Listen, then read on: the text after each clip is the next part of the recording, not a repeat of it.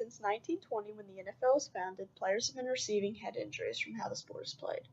Today, with advanced equipment and researching technologies, players continue to receive concussions at a growing rate.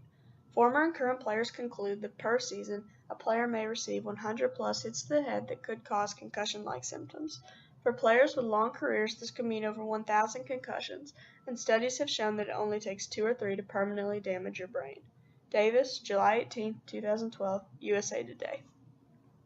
This growing issue is a concern not only for players in the NFL, but also in high school, college, and lower-level leagues. Concussion awareness needs to be put on the radar as boys of all ages continue to play the sport and get injured. If the NFL does not begin educating players and coaches about concussions, it is likely that lower-level leagues will not branch out on their own to spread awareness.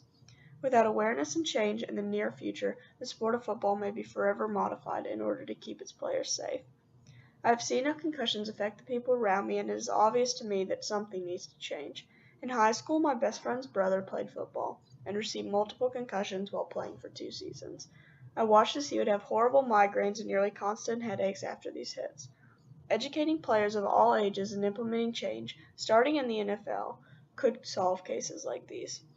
As you can see, concussions in the NFL are a major problem and have not been minimized due to 3 causes: lack of research, poor equipment, and negligence. The first cause I would like to discuss is that of lack of research into concussions and how they are caused. Right now, there is no way before the death of a player for researchers to see how a player's brain has been affected by concussions. A number of deceased players have donated their brains for research, however, which has led to the discovery of chronic traumatic encephalopathy, or CTE. A recent study conducted by UCLA researchers found that compared to healthy men, NFL players have elevated levels of FDD&P in certain areas of the brain that control learning, memory, emotions, and behavior. FDD&P is a chemical marker that binds to tau proteins formed from brain trauma that can be caused by concussions. In the image, you can see a normal adult male's brain compared to the brains of 2 retired players. FDD&P is the green that you see in the image, and as you can see, the NFL players' brains have a much higher amount than the normal male's brain. January 22, 2013, UCLA Health Sciences. Recently, study has gone into what causes a concussion, and 2 main ideas have arisen from the research. One is linear acceleration, which is caused by strong, mostly centered impacts. The other is rotational acceleration, which is caused by any off-axis impact causing the brain to rotate within the skull around the center of gravity of the head. Paul Neuro, NU Writing. Discovering these 2 causes was a huge step in the right direction, but researchers still have a long way to go. At this point, there isn't even any evidence of whether these are correct or even related. The second cause I would like to discuss is that of poor equipment, particularly helmets. As researchers have not found a concrete cause of concussions, helmet manufacturers are being put in a bad situation. Theoretically, they should build a helmet that protects from both linear and rotational acceleration. However, researchers are not even sure that these are what cause concussions. So in essence, helmet manufacturers are attempting to construct helmets that protect players against an affliction with a disputed cause. As of now, helmets are still being designed to protect from linear acceleration as they always have been, and why would companies change this? Paul Neuro, NU Writing. With all of the unconfirmed data, no company would take a more expensive and difficult route of protecting players from both linear and rotational acceleration if current helmets continue to sell. As you can see in the images, however, companies are trying new techniques to protect against linear acceleration. So far, none of these approaches have worked very well. It has also recently been determined that impacts are not uniform for every football position, and athletes experience different hits based on the positions they play. This evidence would seemingly call for different helmets for different positions, but this would also be difficult and expensive for manufacturers. The NFL needs to invest in more research for equipment so that if these changes are found to be necessary, the manufacturers will make them quickly to protect players. The final cause I want to address is the NFL's negligence in reporting and treating concussions. The NFL has claimed that concussions have decreased in recent years. However, during the 2010 and 2011 season, the NFL released 2 different sets of statistics about the number of concussions that occurred, making it impossible to accurately evaluate these claims. The NFL has also set no defining term for concussions, so teams can get away with saying that a player has a head injury instead of a concussion. Farinu and Farinu-Wada, December 13, 2012, ESPN.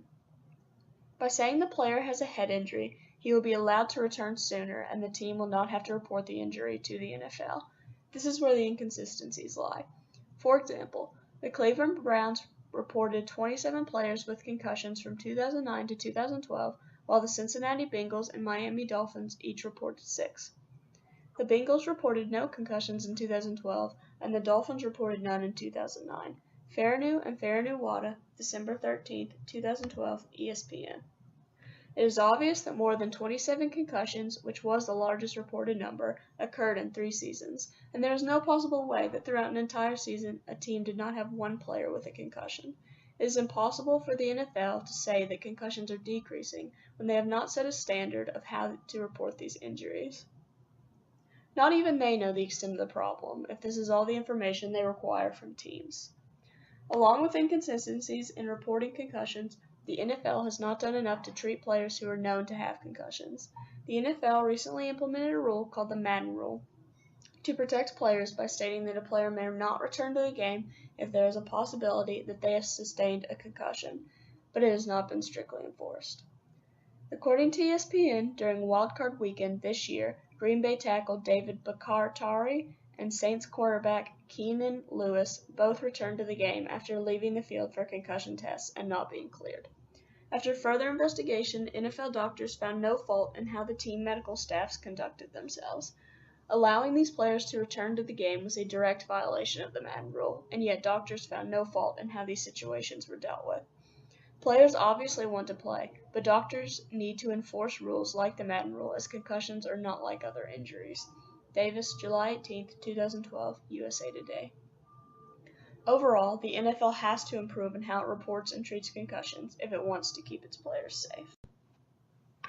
As you can see, lack of research, poor equipment, and negligence are 3 main causes of the NFL's concussion problem. So what can the NFL do to solve these issues? The first step would be to invest in medical research and enforce rules that state the players absolutely cannot return to the game if they have been diagnosed with a potential concussion. If players in the NFL could get on the same page about concussions, the problem could be solved in a much shorter amount of time. However, if the NFL does nothing to improve the conditions, the sport may be forever changed as players continue to get bigger and stronger. In the future, if nothing changes, we may lose the top-rated sports league in the country.